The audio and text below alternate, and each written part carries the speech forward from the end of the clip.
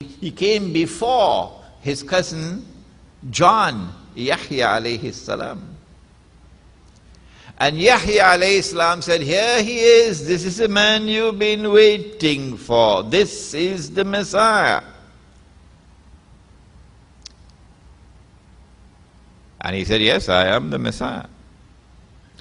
And so Allah raised Yahya alayhi salam to perform this strategic function of positively identifying the Messiah.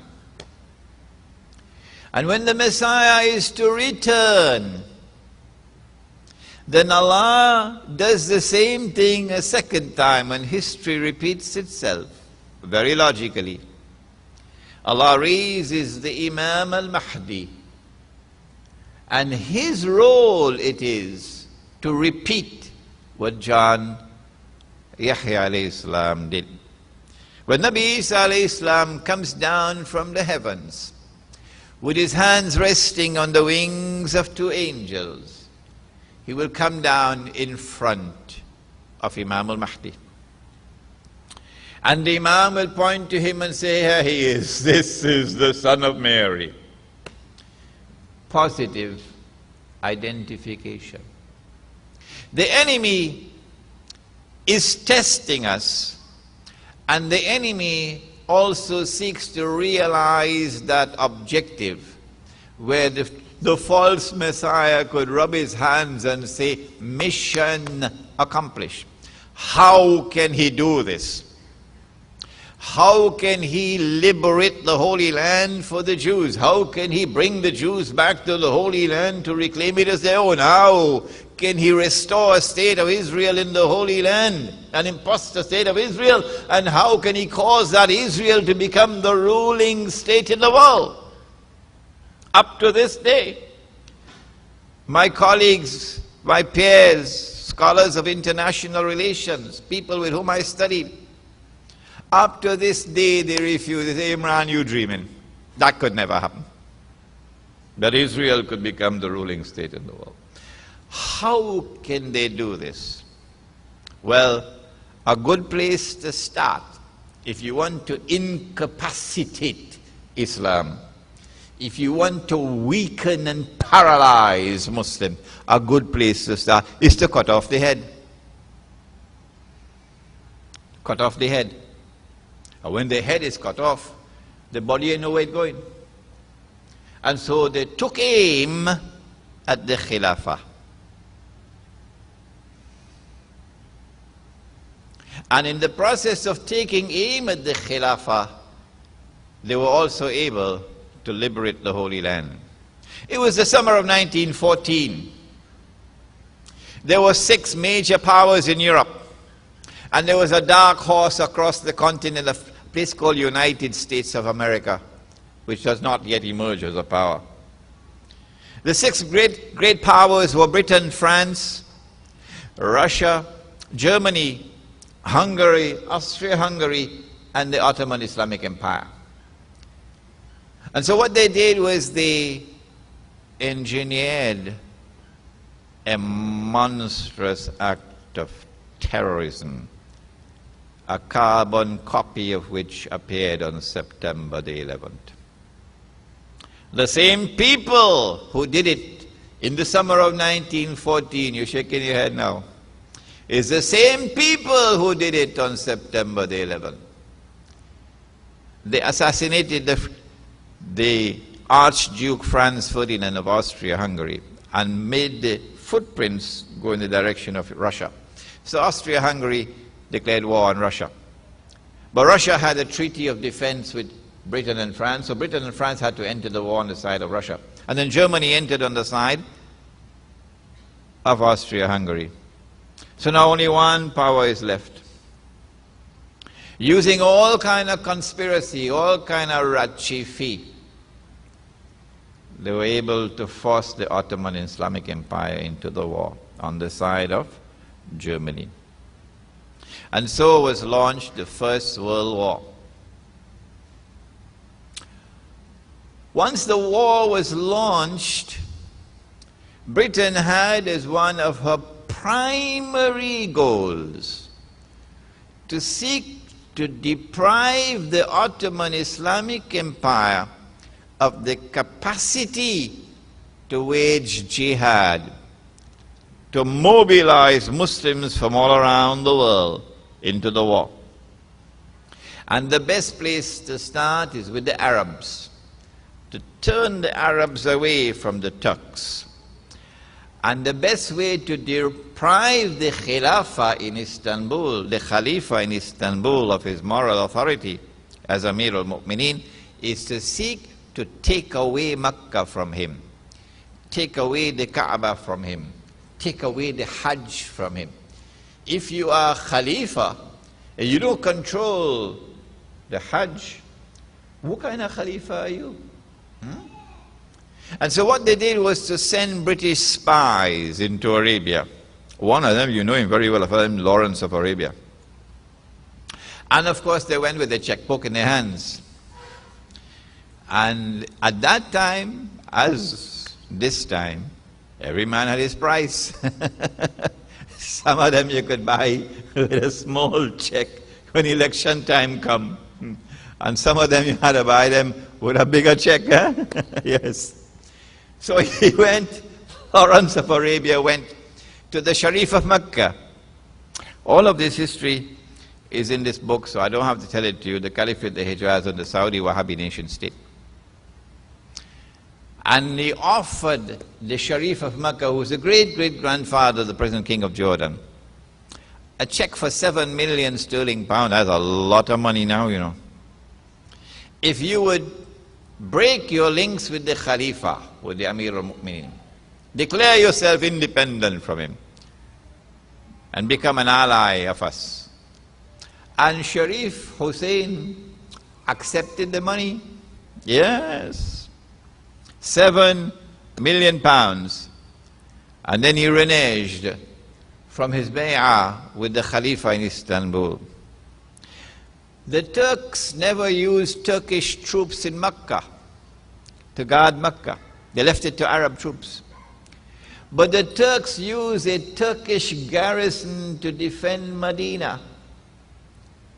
And for the life of me, I still can't understand why. Is it because that they had some strange, mystical love for Nabi Muhammad alayhi salatu wasalam? The Turkish soldiers had to guard Medina, but not Mecca.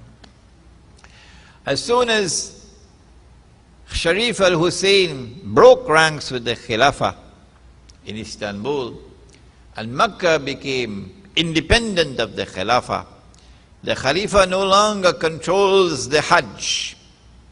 The Khalifa no longer controls the Kaaba, the Haram. It was a mortal blow to his legitimacy and to his authority. Imagine, you know the fellow who was in Afghanistan, Mullah Omar, Taliban leader? Shake your head a little bit, man. And some people were saying that Mullah Omar should be recognized as the Caliph, the Khalifa. Yeah.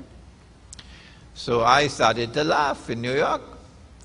I said, well, suppose the Khalifa want to perform Hajj, Mullah Omar. You ask any passport to the Saudi consulate? You are the Khalifa? We recognize you as the Khalifa? Amir al-Mu'mineen? And you want to perform Hajj? Yes, send your passport to the Saudi consulate. And suppose the Saudi consulate is stamped no visa for you, you can't perform the Hajj. What kind of Khalifa are you? Huh? This is to get you to understand in a more dramatic way that in order for you to achieve legitimacy as Khalifa, political legitimacy, practical legitimacy, you must have control over the Haram. You must have control over the Hajj. The British were diabolically clever in their diplomacy. They still are very clever people. Diabolically clever. They didn't put all their eggs in one basket. Yeah? So while they negotiated with Sharif al-Hussein for a check of £7 million, and they got him on their side. They went to his rival. His rival was a Saudi Wahhabi leader with a religious movement opposed to Sharif al-Hussein, the Wahhabi movement. In the same way that the Protestant movement came into Christianity and produced Protestantism, with the spiritual heart of the religion now destroyed, and the Protestant movement went to Judaism and created Reform Judaism with the spiritual heart of Judaism destroyed, and the Protestant movement went to Hinduism and produced the Brahmo Samaj, the Arya Samaj, Reform Hinduism, with the spiritual heart of the religion destroyed. So too the Protestant movement came to Islam and produced the Wahhabi movement with the spiritual heart of the religion gone. And that Wahhabi movement had a political alliance with the Saudi family. And so the Saudi Wahhabi alliance was out there in Riyadh. So the British spies went to Riyadh, of course with your checkbook in your hand. Well, he couldn't command £7 million because he's just a small fry.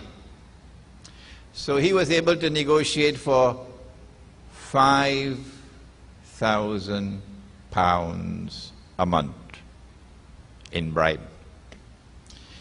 Well, when his followers who were Muslims who believed themselves to be pious, how you could take money from the kuffar? He said, nah, that is jizya.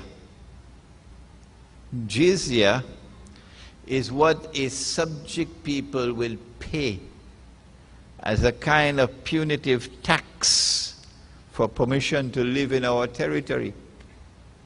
So Abdulaziz ibn Saud was saying that Britain was paying to him jizya. That is the kind of sharia. That is the kind of convenient theology that came out of the Wahhabi movement. That's why they don't like this book. No. When Abdulaziz joined the camp of Britain, Britain went further than giving a check. They made him sign a treaty in 1916. I mean, the Saudi Wahhabis wish that that treaty could just disappear. They don't want to hear about it. Which put Abdulaziz ibn Saud firmly in the British camp, which became the British-American camp, which is in fact the British-American-Israeli camp. That's where they are today. And so now Britain has treaties with Sharif al-Hussein here in Mecca and with Abdulaziz ibn Saud out there in Riyadh, and these two are enemies each other. So you don't put all your basket, all your egg in the same basket, eh? British diplomacy. And then Britain worked on the Khilafah in Istanbul. The best way to take control of a country is to infiltrate the military. That is how the Islamic Republic of Pakistan became the American Republic of Pakistan. You understand now? You infiltrate the military so you could create a Musharraf who appears to be a Pakistani boy. He's a Yankee Musharraf. Serving their ends. They put him there by conspiracy. The conspiracy that they used to put Musharraf there was an aeroplane in the sky business. But in the case of Mustafa Kemal, it had to be far more complex than that. Because the Turkish people loved their Khalifa. They loved their Islam. And so, but I don't have the time to tell you that story. A long story of how they were able to manipulate with consummate deception to portray Mustafa Kemal as a hero. First of all, that British troops, supported by Arab troops, in 1919 defeated the Turkish garrison in Medina. No, they didn't defeat them. There was a traitor on board in Medina, and he sold us out to the British. That's how they were able he came before his cousin John, Yahya alayhi salam. And Yahya alayhi salam said, here he is, this is the man you've been waiting for, this is the Messiah. And he said, yes, I am the Messiah. And so Allah raised Yahya alayhi salam to perform this strategic function of positively identifying the Messiah. And when the Messiah is to return, then Allah does the same thing with his hands resting on the wings of two angels. He will come down in front of Imam Al-Mahdi. And the Imam will point to him and say, here he is, this is the son of Mary. Positive identification. The enemy is testing us, and the enemy also seeks to realize that objective where the false Messiah could rub his hands and say, mission accomplished. How can he do this? How can a second time when history repeats itself?